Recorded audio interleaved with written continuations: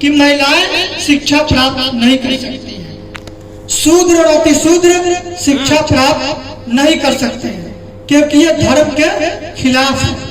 उस समय ब्रिटिश हुकूमत था और वे लोग शिक्षा के लिए काम करते थे।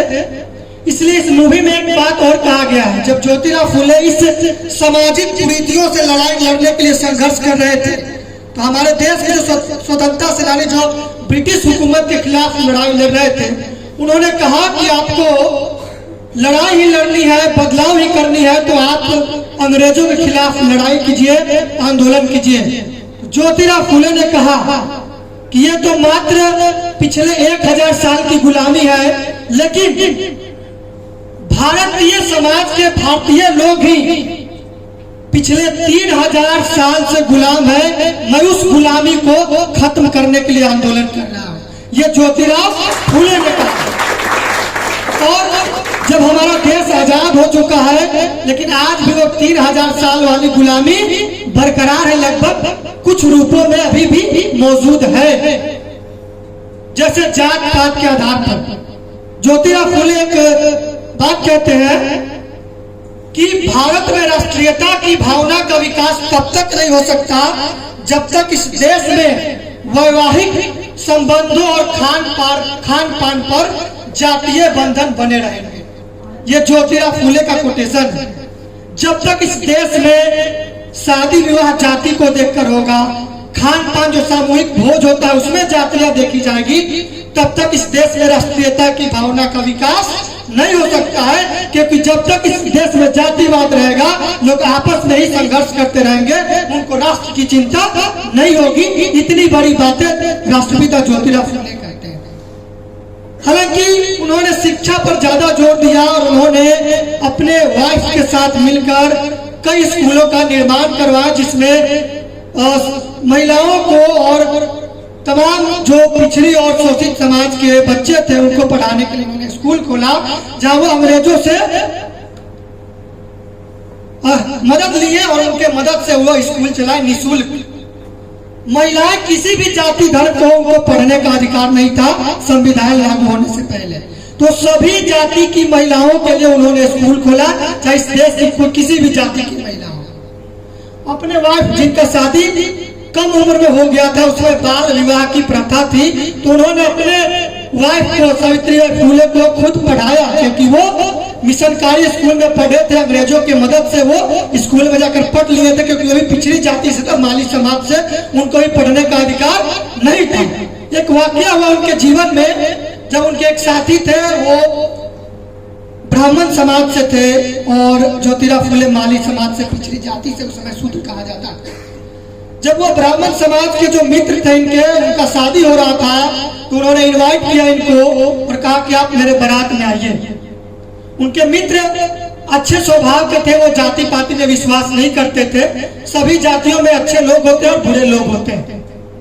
तो जब वो बारात में गए तो रूढ़िवादी सोच के उनके जाति के लोगों ने उनको बारात से भगा दिया, ये कहकर कि वो शूद्र है, पिछड़ी जाति के है, वो कैसे एक उच्च वर्ग के शादी में चले आए।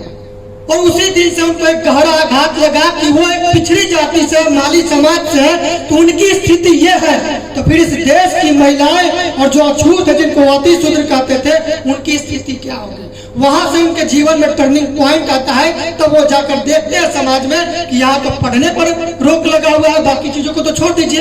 तब उन्होंने स्कूल खोलना शुरू किया और पढ़ाना शुरू किया।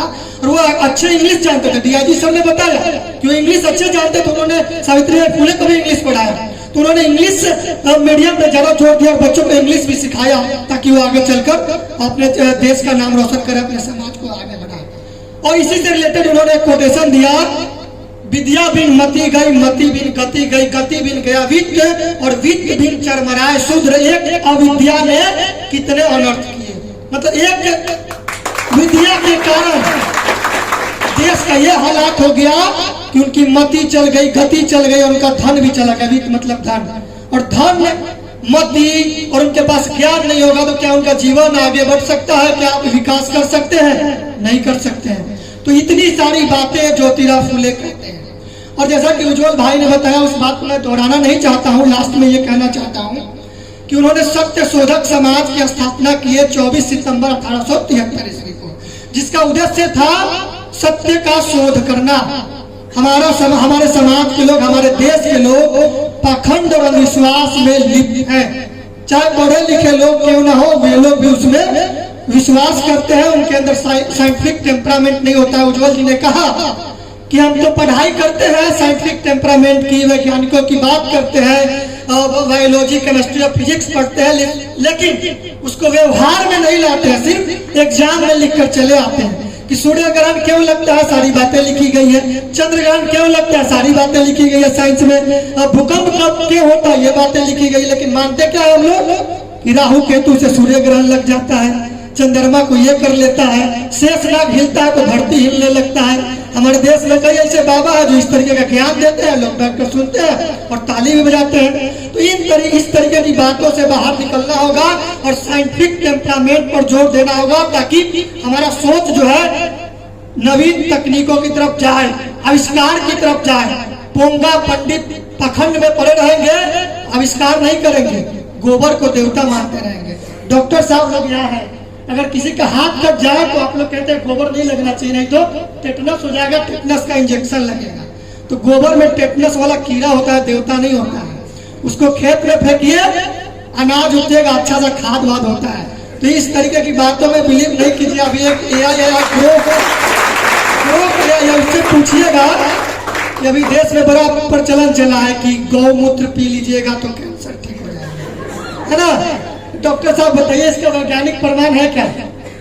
ग्रोथ भी बोलता है कि ये सब फालतू की बातें हैं, बड़ा ये व्यवहारिक बात करता है। ग्रोथ तो बताता है कि इसका कोई वैज्ञानिक प्रमाण नहीं है, जो लोग बोलते हो झूठ बोल रहे हैं। तो किसी भी झांसे में आकर इस तरीके की बातों में बिलीव मत कीजिएगा। और बस इतना ही मैं कहना चाहता हूँ। और आप लोग पढ़िए, आगे बढ़िए, साइंटिफिक टेम्परामेंट को लेकर आगे बढ़िए। डॉक्टर, इंजीनियर, तमाम चीजें बनिए। यहाँ पे डॉक्टर साहब लोग आए हैं, बताए आप लोग कैसे क्या बनना है, नहीं बनना है।